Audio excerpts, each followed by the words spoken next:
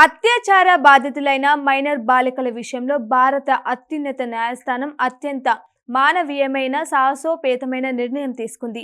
ఒక చిన్నారిని బలవంతంగా గర్భం మోయాలని ఆదేశించలేం అని స్పష్టం చేస్తూ అవంచిత గర్భం విషయంలో బాధితురాలి హక్కులకే పెద్దపీట వేసింది.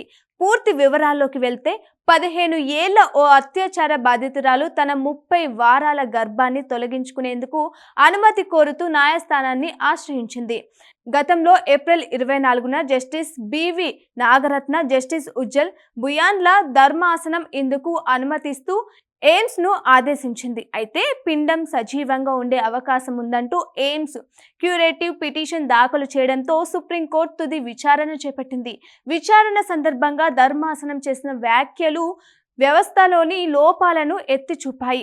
మారుతున్న కాలానికి అనుగుణంగా చట్టాలు పరిణామం చెందాలి. 20 వారాల తర్వాత కూడా గర్భ విచ్ఛిత్తికి అనుమతించేలా చట్టాన్ని సవరించండి అని కేంద్రానికి సూచించింది కోర్టు. ఇటువంటి సున్నితమైన కేసులను వారం రోజుల్లోపే పరిష్కరించాలని, విచారణ జాప్యం వల్ల బాధితురాలు అనుభవించే మానసిక వేదనను అరికట్టాలని కూడా ఆదేశించింది.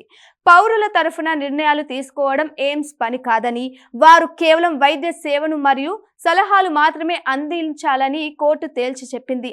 ఎయిమ్స్ తరఫున సోలిసిటర్ జనరల్ ఐశ్వర్య బాటి వాదిస్తూ, ఇది ఒక శిశువుకు, మైనర్ బాలిక అయిన మరో శిశువుకు మధ్య సమస్య.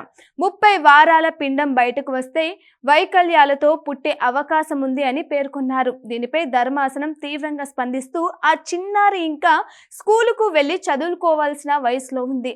ఆమెపై బలవంతంగా మాతృత్వాన్ని రుద్దడం అంటే జీవితాంతం ఒక మచ్చను మిగిల్చడమే. శారీరక వైకల్యం కలగనంత వరకు గర్భస్రావం చేయాల్సిందే అని స్పష్టం చేసింది. చివరగా ఈ విషయాన్ని తుది నిర్ణయాన్ని బాలిక తల్లిదండ్రులకే వదిలేయాలని కోర్టు ఆదేశించింది.